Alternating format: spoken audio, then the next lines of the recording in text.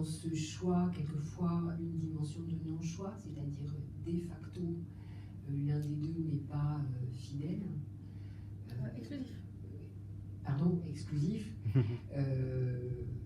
Et donc, c'est une façon de gérer la non-exclusivité et de comprendre que c'est pas parce que mon partenaire aime quelqu'un d'autre qu'il a cessé de m'aimer. Ça, c'est vraiment le poison de l'illusion exclusiviste. Hein, c'est de penser qu'on ne peut aimer amoureusement qu'une personne à la fois, alors qu'il est relativement recommandé d'aimer plusieurs enfants quand on en a plusieurs, et qu'on a plusieurs amis et que ça pose de problème à personne. Et puis tout d'un coup, l'amour changerait de nature quand il est amoureux.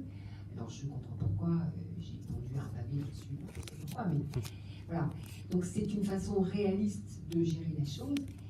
Et puis, à propos de la souffrance, je vais être un peu provocatrice, mais vu ce que c'est douloureux, est-ce que ça vaut vraiment la peine de vivre? Ah oui, alors là tu vas jusque-là. Alors non, je vais jusque-là. Moi pas. Je faisais oui en prévision de quelque chose que D'autres choses.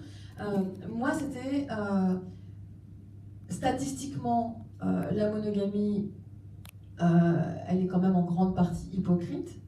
En vrai, l'adultère est quand même la face cachée de la face spin qui est la monogamie, hein, 30 à 40%. Oui, enfin, les chiffres que j'ai, moi, c'est entre 25 et 75, en fait, on n'en sait rien, mais globalement, c'est quand même énorme.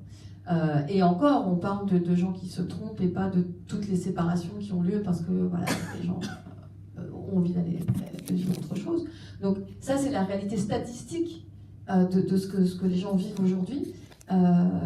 Et du coup, pour moi, il y a immensément plus de souffrance, et je sais de quoi je parle, je l'ai vécu, et le livre de Anne-Clotilde en parle vraiment, c'est vraiment ça sur la jalousie amoureuse, c'est la souffrance monumentale qu'on ressent quand on a été trompé, quand le contrat de confiance est rompu, parce que le contrat d'exclusivité qu'on avait passé avec la personne, et on a construit une partie de sa vie avec quelqu'un en qui on avait confiance, et tout d'un coup ça s'écroule, et il n'y a plus rien, et on se retrouve à ramasser les miettes.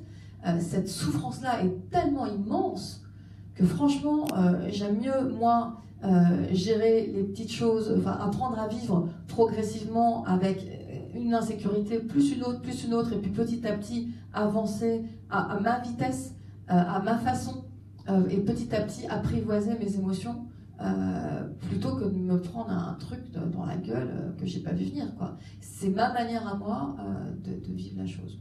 Après, je suis sûre qu'il y a autant de manières de vivre que de Pauline, mais